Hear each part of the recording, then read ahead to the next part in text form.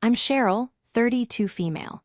I live in a small but cozy apartment in a city a few hours away from my hometown, a place I left for college and never really returned to. I work as an archivist for the city's historical society, a job that suits my quiet nature and love for piecing together the past. For most of my life, I felt like a footnote in my own family's history, but I never imagined they would one day try to erase me from it completely. This is the story of how my family made me a ghost at their most important celebration, and how I finally learned to haunt the life they tried to build without me. Before this story unfolds, I'd love to connect with you. Please let me know in the comments where you're watching from and what time it is in your corner of the world. It's amazing to see how far these stories can travel. My family has always operated like a well-oiled machine, one designed and maintained by my mother, Brenda. A former interior designer, she didn't just decorate homes, she curated lives. Everything had to look perfect, from the coordinated holiday outfits to the career paths of her children. My father, George, a respected civil engineer, was the solid, quiet foundation upon which my mother built her masterpiece of a family. He was a good man, I thought, but one who long ago ceded all domestic and social power to his wife. The centerpieces of their creation were my older siblings, David and Laura. David, the venture capitalist, was all sharp suits and confident investments, his success a constant topic of conversation. Laura, a PR executive, was beautiful, charming, and married to an equally impressive surgeon. They were the stars of the show. And then there was me. I wasn't a failure, not by any objective measure. I had a degree, a stable career I enjoyed, and a life I had built for myself. But in the grand design of my mother's family, I was a mismatched piece of furniture. I was the quiet one who preferred books to parties, the one who chose history over finance or law, the one who was still single at 32.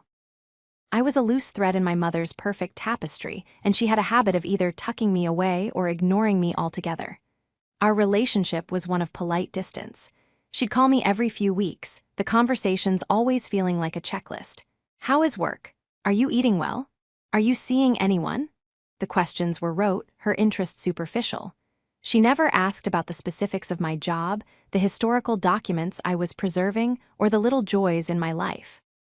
The calls were for her, to confirm she had fulfilled her maternal duty for the week. The silence began subtly. The usual bi-weekly call from my mother was a week late. When I called her, she sounded distracted, her voice tinny and rushed. "Oh, Cheryl, hi, is everything all right? I'm just in the middle of something." I asked what she was up to, and she vaguely mentioned planning something for the garden club. It felt off, but I let it go. My sister, Laura, who usually sent me memes or work complaints, was also quiet. A text I sent her about a funny article I'd read went unanswered for 3 days, before she replied with a single, "Haha, crazy." My brother, David, was never a big communicator, so his silence wasn't unusual, but the combined radio silence from the rest of the family started to feel heavy. I tried to brush it off. They were busy people with important lives. My life, in comparison, was small and predictable. I spent my days in the climate-controlled quiet of the city archives, handling centuries-old letters and photographs. My job was to find the stories in the silence, to piece together narratives from forgotten fragments. It was ironic that I was now struggling to decipher the silence in my own family. A week turned into 2. The anxiety began to coil in my stomach. I called my dad, thinking he would be the straightforward one. "Hey, Dad, just checking in. Haven't heard from Mom in a bit." His voice was hearty, almost too hearty. "Everything's great, Cheryl. Just busy, you know how your mother gets. Lots of projects on the go." He changed the subject quickly, asking about my work in a way that made it clear he wasn't really listening to the answer. The conversation felt managed, as if he were navigating a minefield. That's when I started to feel the cold dread of exclusion, a feeling I knew all too well from my childhood. It was the feeling of being the last one picked for a team, of sitting alone at a crowded lunch table, of hearing my siblings whispering about a secret I wasn't privy to. My mother had a way of punishing perceived slights with silence, of icing someone out until they crawled back, apologizing for an offense they didn't even understand. But I couldn't think of anything I had done. Our last conversation had been brief and unremarkable. The last time I'd seen them was months ago at a perfectly pleasant, if sterile, family dinner. I had been on my best behavior, asking all the questions about their lives, and offering little about my own to avoid scrutiny. The date of my parents' 40th wedding anniversary was approaching. It was a huge milestone, and I had been expecting to hear about some kind of celebration. Months earlier, I had even asked Laura about it. "I'm sure Mom will do something," she'd said dismissively. "You know how she is, it'll be big." I had a gift ready, a custom-bound book I'd made with restored photos from their early years together, each one paired with historical newspaper clippings from their wedding date. It was a thoughtful, personal gift, the kind of thing an archivist would come up with. I was proud of it. But as the date loomed closer with no word, no invitation, no phone call, the book sat on my coffee table like a monument to my own foolishness. Maybe they were just doing something small, I told myself. Maybe just the four of them. The thought stung, but it was a familiar pain, one I had learned to compartmentalize. I convinced myself that was the reason. It was easier than confronting the alternative, that they were having a party, a big one, and had simply decided not to include me. The silence was no longer just unsettling. It was a deliberate, deafening roar, and I was standing right in the middle of it, completely alone. The day of my parents' 40th anniversary arrived with a crushing sense of normalcy. The sun rose, I went to work, and the world kept spinning as if it weren't the day my own family was treating me like I didn't exist.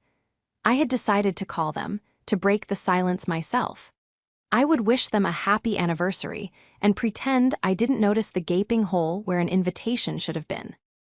It was a strategy of self-preservation, a way to maintain the fragile peace that I had always been responsible for upholding. I called my mother's cell phone around midday. It went straight to voicemail, her cheerful, recorded voice a cruel parody of the warmth she rarely showed me in person. I tried my father's phone. Same result. I left a message for both of them. "Hi, Mom and Dad, just calling to wish you a very, very happy 40th anniversary. It's such an amazing milestone. I love you both." My voice was steady, but my hand was shaking. The words felt hollow, launched into a void. The rest of the day was a study in distraction. I buried myself in a new collection at the archives, the personal letters of a 19th-century woman who had been ostracized by her family for marrying a poor merchant. I felt a strange kinship with her, a woman dead for over 100 years. Her spidery script spoke of a profound loneliness, a longing for connection that was met with cold indifference. She wrote of seeing her siblings in town and having them look right through her. I knew that feeling. I had felt it across a dinner table, over the phone, and now, in this crushing silence. That evening, I ordered takeout and tried to watch a movie, but my eyes kept drifting to my phone, willing it to light up with a text or a call. Nothing. By 10 p.m., I had accepted it. They weren't going to call me back. They were busy celebrating their perfect life, a life in which I was apparently an inconvenient truth. The gift I had so carefully made sat on my table, its beautiful leather cover seeming to mock me. I pushed it to the side, my throat tight with unshed tears. I refused to cry. Crying felt like giving them a victory I wasn't even sure they were trying to win. Maybe it was a mistake. Maybe there was a simple explanation. I clung to that sliver of hope like a life raft. The next morning, the illusion shattered. I was scrolling through social media, a mindless habit to start my day, when a picture stopped me cold. It was posted by my cousin, one of David's kids. The photo was of a large, joyful group of people, all dressed in beautiful evening wear, raising champagne glasses and a toast. The setting was a lavishly decorated hall I didn't recognize. In the center of the photo stood my parents, Brenda and George, beaming. My mother was wearing a stunning silver gown, my father a sharp tuxedo. They were surrounded by family. My brother David and his perfect family were there. My sister Laura and her husband were there. All my aunts, uncles, and cousins were there. Everyone. Every single member of our sprawling extended family was in that photo, smiling for the camera. Everyone except me. I felt the air leave my lungs. My vision swam, and for a second I thought I was going to be sick. It wasn't a small dinner. It wasn't just the four of them. It was a massive, elegant, catered affair. A party. a huge 40th anniversary party, and I hadn't been invited. I clicked on the photo, my fingers trembling, and scrolled through the comments. Such a beautiful celebration. Congratulations, Brenda and George. What a wonderful night for a wonderful family. The word family felt like a punch to the gut. I was their daughter. How could I not be a part of that family? I went to my Strs page. There it was, a whole album of photos. Laura and Mom, arms linked, smiling. David giving a speech at a podium. My father dancing with my mother, looking happier than I had ever seen him. Photo after photo of a joyous family event, and in each one there was a Cheryl-shaped hole. I was a ghost. I was watching my own family celebrate a milestone as if I had never been born. The pain was physical, a cold, heavy weight settling in my chest. It wasn't just that I had missed a party, it was the public declaration of my irrelevance. Every person in those photos knew I wasn't there. Did they ask where I was? Did my parents offer some lie? Or worse, did no one even notice my absence? I immediately called my mother, my hands shaking so badly I could barely hold the phone. This time, she answered. Her voice was groggy, as if she'd just woken up. "Cheryl, what's wrong?" she asked, a note of irritation in her voice. "The party," I said, my own voice a hoarse whisper. "I saw the pictures. You had a party." There was a pause. For a split second, I heard a flicker of panic in her silence before the smooth, practiced composure clicked back into place. "Oh my goodness," she said, her tone shifting to one of dramatic, theatrical shock. "Oh, Cheryl, honey, the invitation. It must have gotten lost in the mail. With all the planning, I must have forgotten to check if you received it. I am so sorry." The excuse was so flimsy, so insulting, it was almost laughable. In the age of email, text messages, and phone calls, a lost paper invitation was the best she could come up with. "You forgot?"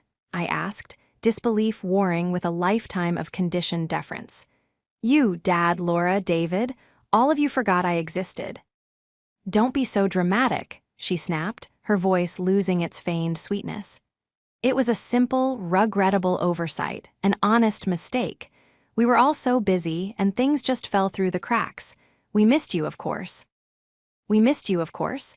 The words were empty, a cheap bandage on a gaping wound, an oversight, a mistake. My presence in my own family was something that could fall through the cracks. I didn't scream. I didn't cry. I just said, "Okay, Mom," and hung up the phone.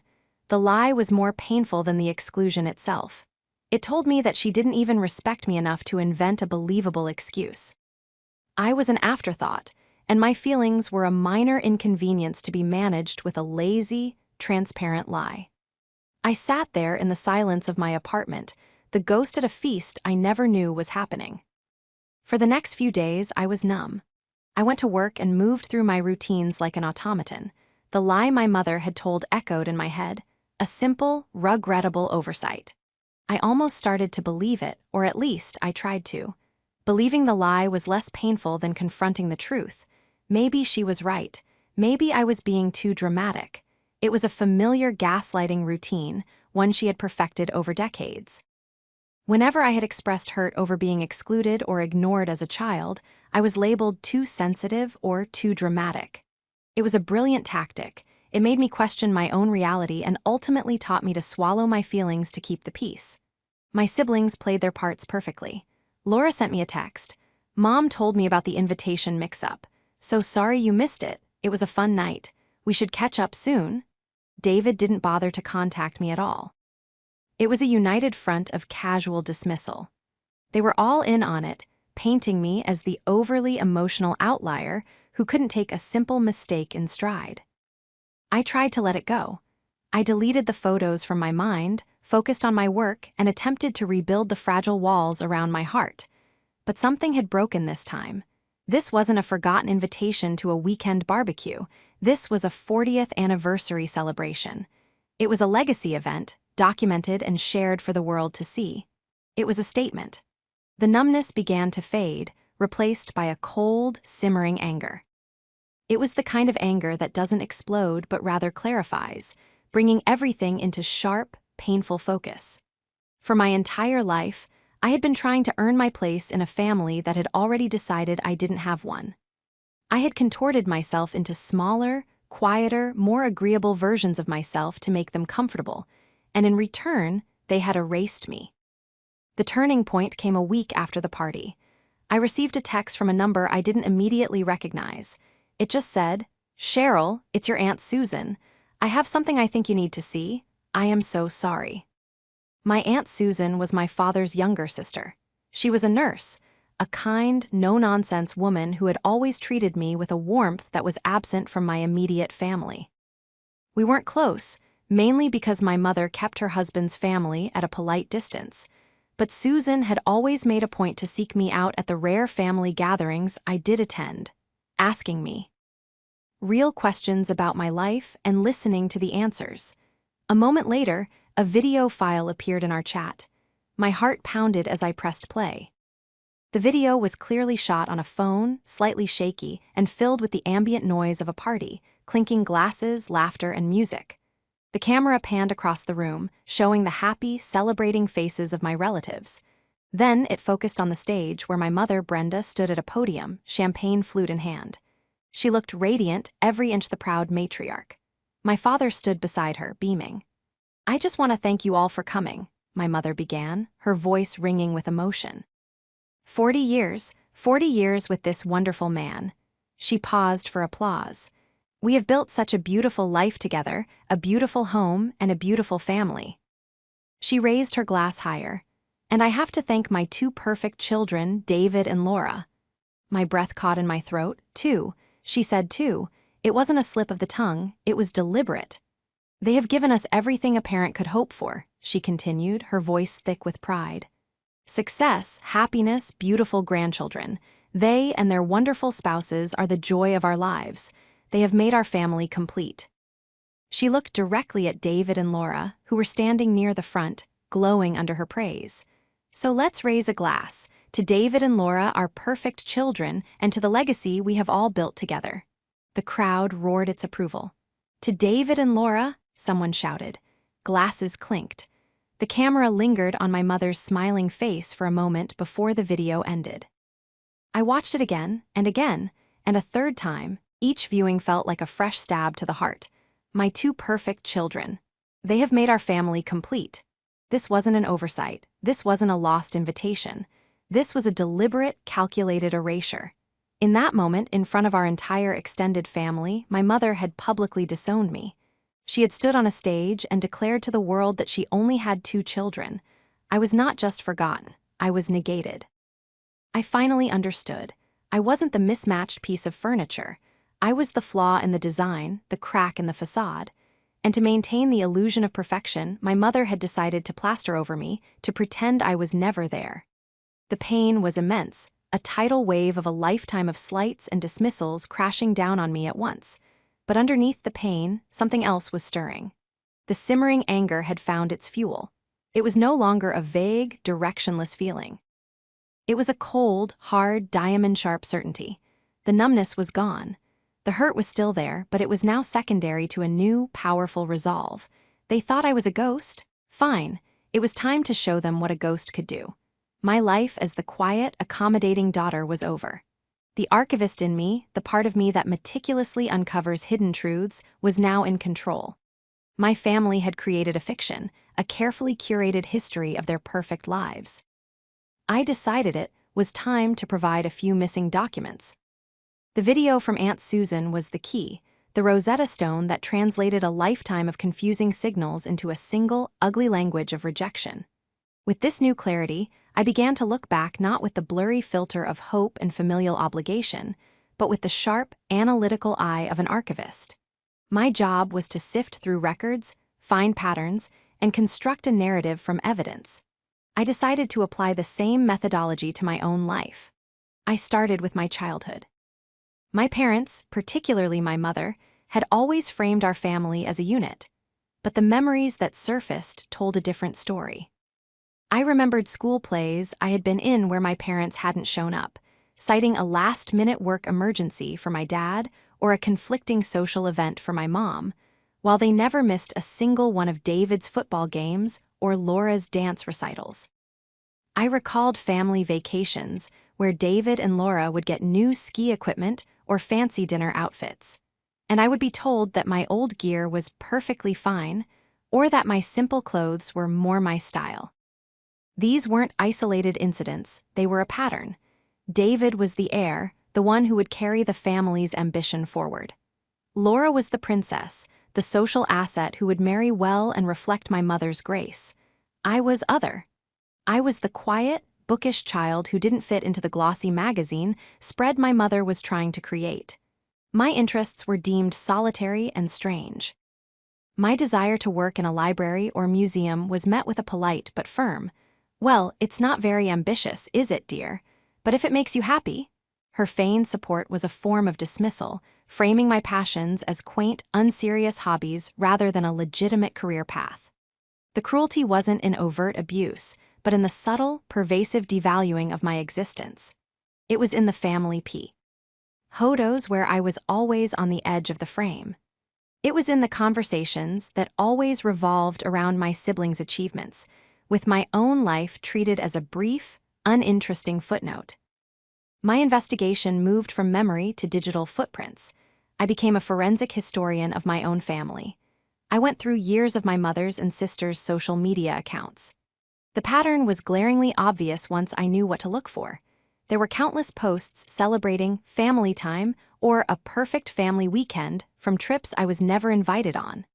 A ski trip to Aspen, a weekend at a vineyard, a celebratory brunch for Laura's promotion. For years, I had seen these posts and felt a familiar pang of exclusion, but I had always accepted their excuses. "Oh, it was a last-minute thing, Cheryl," or "it was more of a couple's trip, you would have been bored." Now, seeing them all laid out, I recognized the methodical, consistent pattern of my exclusion. I was being systematically edited out of the family narrative in real time. Then I started digging into something more tangible: finances. It was a long shot, but my father, the meticulous financial advisor, had always lectured us about responsible planning. When I turned 25, he had helped each of us set up investment portfolios. He managed them, sending us annual statements. David and Laura often talked about how well their investments were doing, mentioning my father's magic touch. My own portfolio had grown, but modestly. I had always assumed it was because I had started with less seed money. Out of a gut feeling, I decided to move my portfolio to a new, independent advisor. To do that, I needed a complete history of the account, something my father had always handled. I called him, feigning a desire to be more proactive with my finances. He sounded hesitant, even slightly panicked, but couldn't reasonably refuse without raising suspicion. When the documents arrived a week later, I spent an entire weekend cross-referencing years of statements. What I found made my blood run cold. My father had not been managing our accounts equally. While my brother and sister's portfolios were filled with high-growth, aggressive stocks that had paid off handsomely, mine was almost entirely in low-yield, conservative bonds. That wasn't the worst of it. I discovered several large withdrawals from my account over the years, authorized by him as the account manager. The dates of these withdrawals were chillingly precise. One matched the down payment on David's first luxury condo. Another aligned perfectly with the lavish destination wedding Laura had in Mexico. My father, the man I thought was at least passively kind, had been systematically siphoning money from my future to fund the lifestyles of his perfect children. He was literally taking from me to give to them. This wasn't just emotional neglect, this was a calculated financial betrayal. The foundation he had supposedly built was a sham, at least for me. He hadn't just allowed my mother to push me aside, he had actively participated, using his professional skills to disadvantage me while elevating my siblings. This discovery was the final piece of the puzzle. The anniversary party wasn't a one-time event. The toast wasn't just a poor choice of words. It was the culmination of a decades-long project to minimize my existence and reallocate my resources, emotional, social, and financial, to the children they actually valued. They hadn't just forgotten me, they had been actively profiting from my absence. The quiet sadness I had felt for so long was burned away by a white-hot rage. I had the evidence. I had the memories, the digital trail, and now the financial records. The archivist had completed her research. The story was clear, ugly, and undeniable.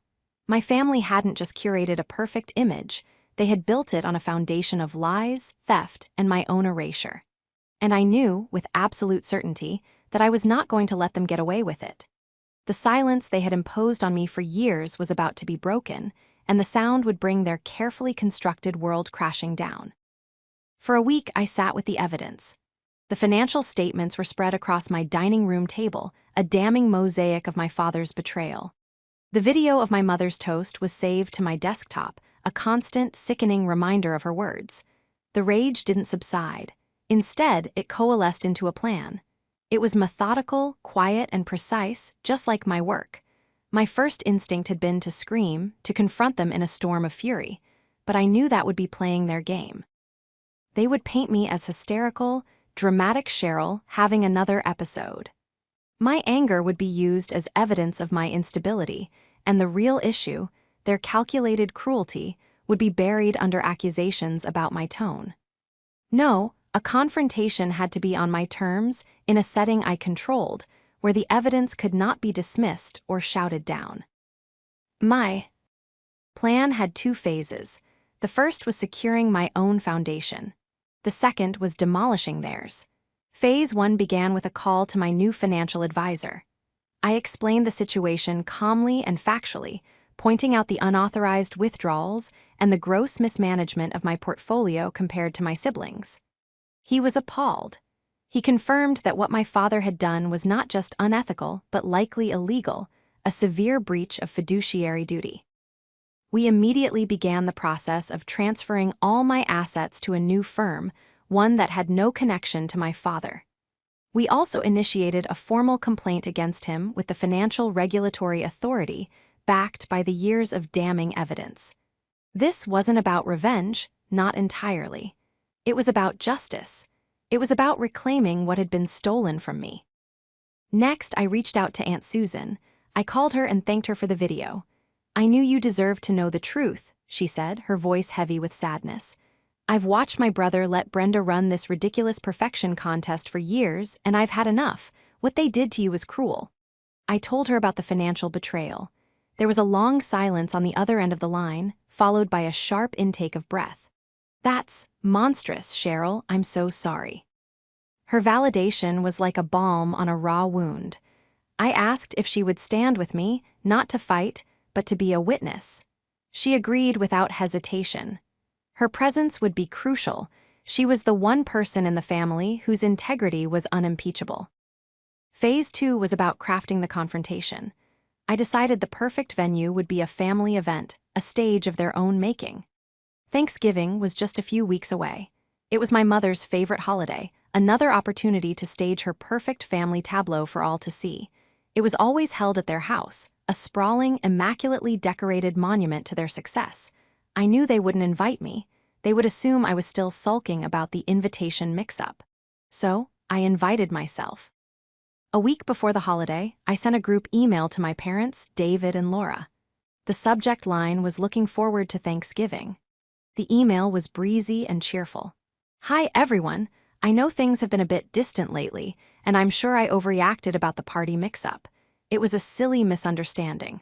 Family is too important to let things like that get in the way. I've already booked my train ticket and can't wait to see you all for Thanksgiving." The calculated cheerfulness was a Trojan horse. It disarmed them completely. My mother called me almost immediately, her voice dripping with saccharine relief. "Oh, Cheryl, I'm so glad you're being so mature about this. Of course, we would love to have you. We were just so worried you were still upset." She was buying it. They all were. They thought I was crawling back, just like I always had. They thought I had accepted my place and was ready to resume my role as the quiet, accommodating footnote. In their arrogance, they couldn't conceive of any other possibility. They were so confident in their control over the family narrative that they couldn't see the threat right in front of them. The final piece of my plan involved the gift I had made for their anniversary, the beautifully bound book of photos and memories. It was still sitting on my coffee table. I opened it and began to make some new additions.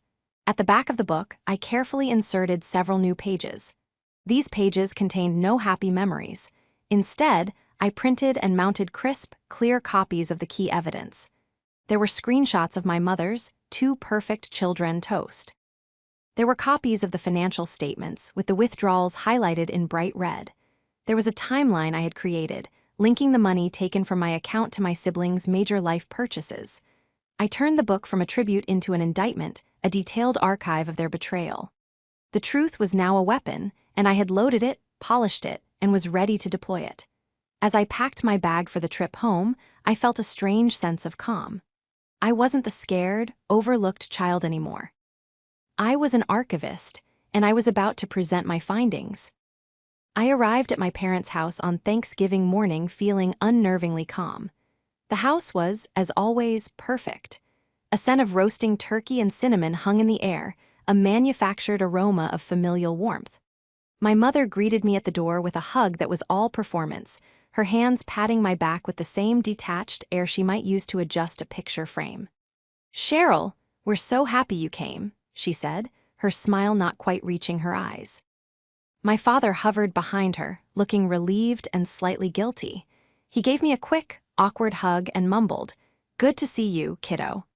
Laura and David were already there with their families, filling the house with noise and laughter. They treated me with a sort of magnanimous pity, as if they were the gracious monarchs welcoming a wayward courtier back into the fold. "Glad you could make it, Cher," David said, clapping me on the shoulder before turning back to a conversation about the stock market. Laura gave me an air kiss and said, "That sweater is cute." The condescension was so thick I could taste it.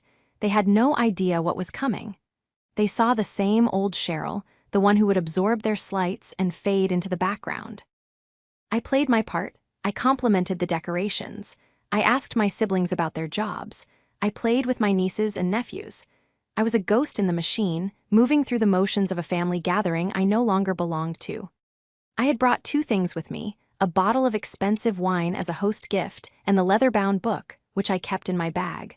The morning crawled by in a haze of small talk and feigned interest. My Aunt Susan arrived around noon.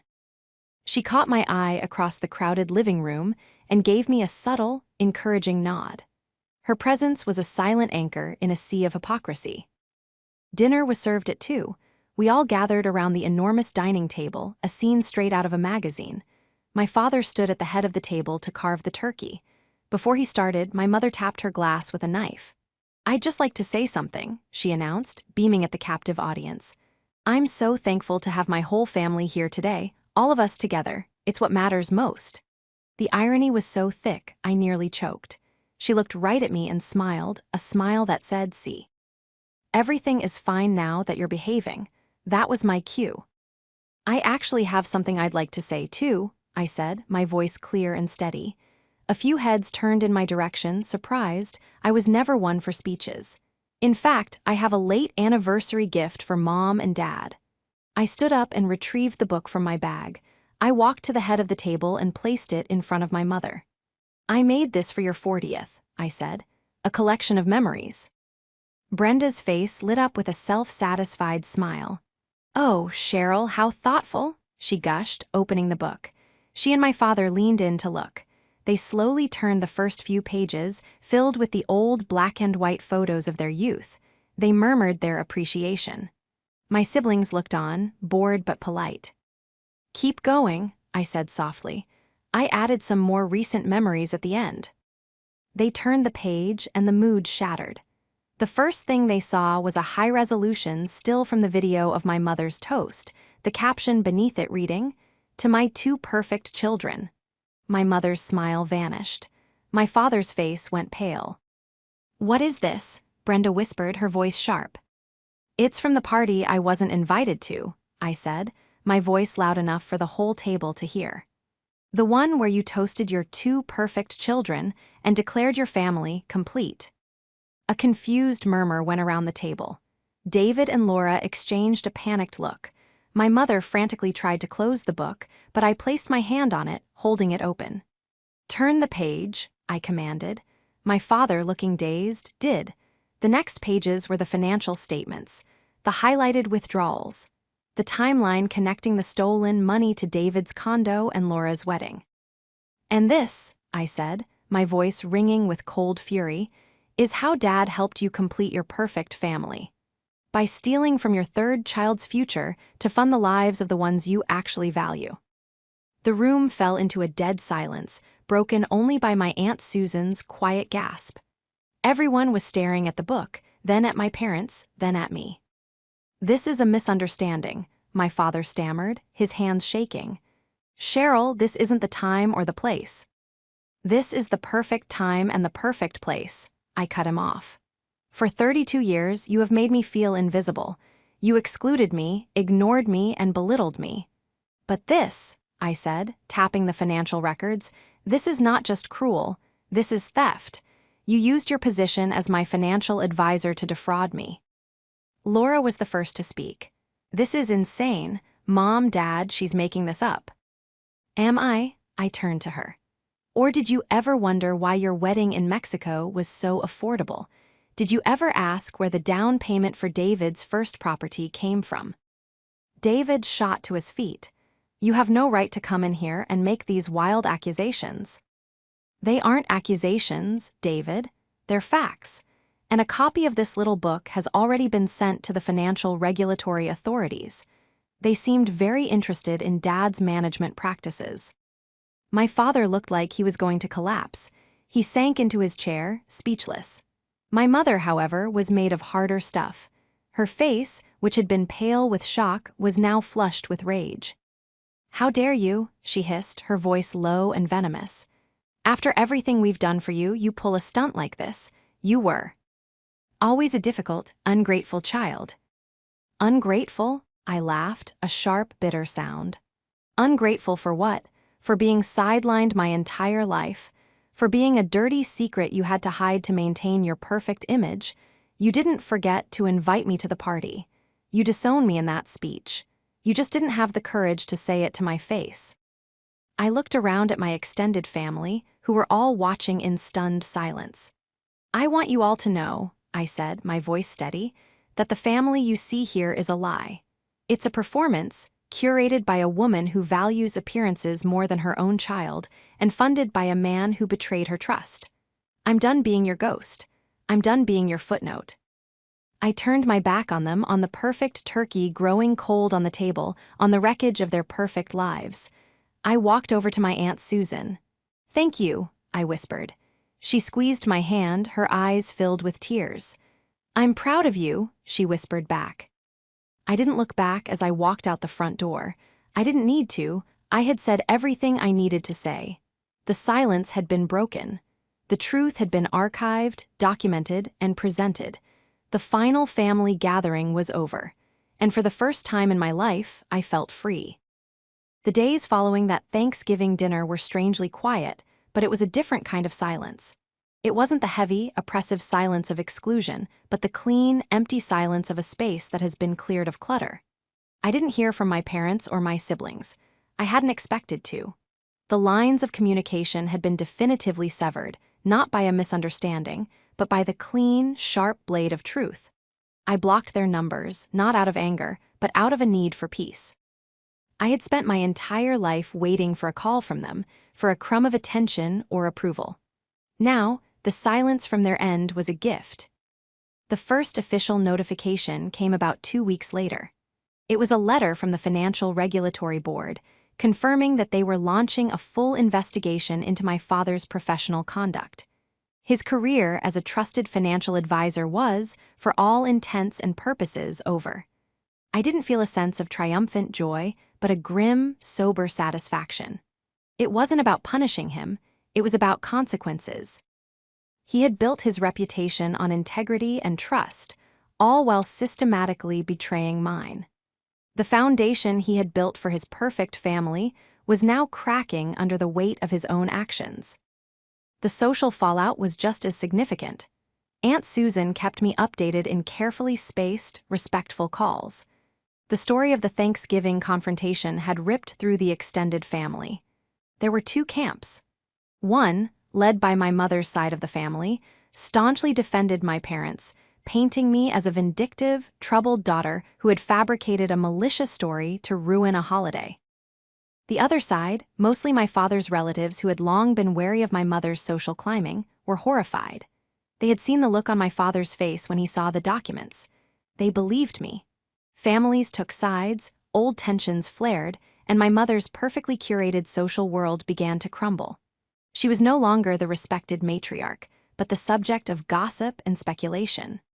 The perfect family portrait she had spent a lifetime creating was now fractured beyond repair. I focused on my own life with a clarity I had never had before. The energy I had once spent trying to understand my family, trying to please them, trying to win their love, was now mine to invest in myself. I poured myself into my work at the archives, finding a deep, grounding satisfaction in preserving the stories of others. I started a project I had long dreamed of, digitizing the city's oldest photographic negatives, making them accessible to the public. It was meaningful work, connecting the past to the present, giving voice to those who had been forgotten. My new financial advisor helped me set up a sound, transparent investment plan. We discovered the full extent of my father's mismanagement was even worse than I initially thought. The legal proceedings were slow and emotionally draining, but I pursued them with a quiet determination. It was my money, my future, and I was reclaiming it. A settlement was eventually reached, with my father agreeing to pay back the full amount he had siphoned, plus damages, to avoid more public and criminal charges. It was a significant sum, and it forced my parents to sell the large, immaculate house where I had grown up feeling like a guest.